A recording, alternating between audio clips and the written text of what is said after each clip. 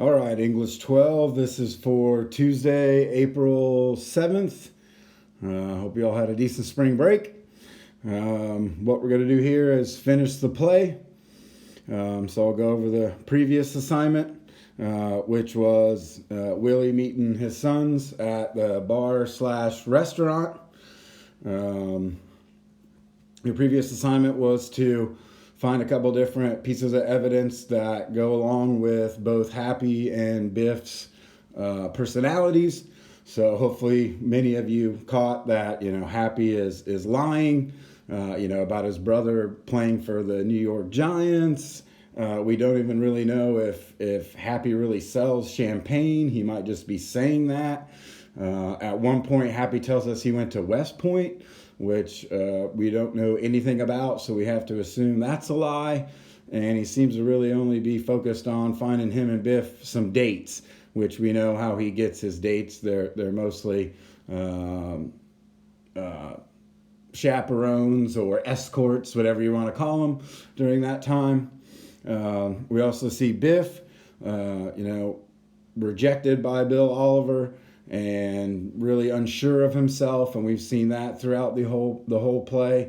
Again, he's gone from this kind of golden boy, star quarterback, popular kid in high school to essentially kind of a loser. And Biff finally owns up to the fact that he's kind of been stealing his whole life. So we've seen that with the football he had earlier in the play. They stole materials to rebuild their house from the apartments being built in their neighborhood. He steals Bill Oliver's pen before he runs out.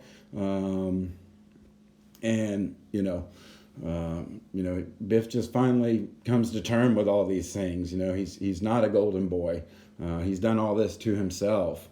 And then we see Willie have this flashback to where everything went wrong, right? So we find out Biff, instead of signing up for summer school, goes up to Boston and he catches Willie cheating on Linda, okay, with some secretary or something for some business that he sells his stuff to. So Biff catches him, and this is where Biff just kind of gives up on life. So because Willie, he always looked up to him, and now he sees that Willie is just a liar and a phony and a fake, he calls him. And this is what sets Biff off for the rest of his life. So that kind of harkens back to a question I asked you earlier in this unit. Do we let one event dictate how we live the rest of our lives? And for Biff, he has, and to some extent Willie as well. Okay. So our focus for this reading, as we end the play, there's about 10 pages left. There's a thing called the Requiem, or kind of an epilogue at the end. So make sure you read that as well. Okay, so obviously we're going to put all four Lomans in the same room together, and all of their kind of dirty laundry and all the things that they've been too scared to talk to each other about comes out. Okay, so here's what I need you to do. First of all, obviously pay attention to what we learn in this section. But in order for you to do your assignment for today, I need you to find at least one specific piece of evidence from this reading that allows you to feel sorry for somebody. So regardless of what comes out, and there's no right or wrong here. There's no right or wrong here. So whatever comes out, do we feel sorry for Willie in some way, shape, or form? You might. You might not. Okay, it might all be his fault. Do we feel sorry for Linda, right? Because she's had to put up with all three of these dudes, for her whole life, and she seems to be overlooked a lot and doesn't get to say much. So what about her in this section? Same thing, for Happy and Biff. Do we feel sorry for Biff because his dad let him down? Do we not feel sorry for Biff because he chose to live the rest of his life this way? Again, there is no right or wrong answer. Same thing with Happy. Pay particular attention to him because he doesn't really seem to learn anything at this point. He's still kind of bullheaded and clings to those same ideas that Willie has raised him with. So pay attention to him.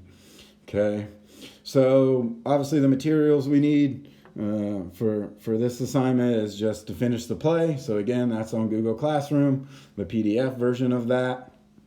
So your assignment is to, finish the play, and as you're reading, hopefully find just one thing, or one quote, or even an idea, piece of information. It doesn't necessarily have to be a quote. I'd rather you did use a quote, but you don't have to. Okay, that will allow you to talk about very briefly whether you feel sorry for that person or not. Okay, so what you're going to do and turn in is just two separate little 3 sentence explanations.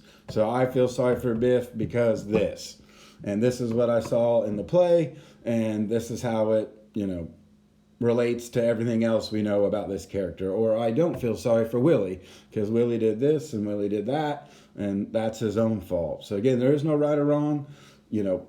I don't feel sorry for any of these people, but at the same time, I feel sorry for all of these people. So don't be afraid to express your opinion about how you feel about these characters. All right. So also, many of you still need to turn in that APA research paper.